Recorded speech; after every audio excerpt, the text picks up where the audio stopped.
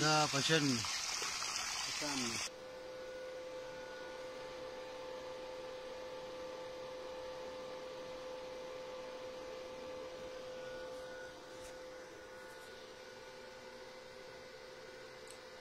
دا سیستم دی 3 انچه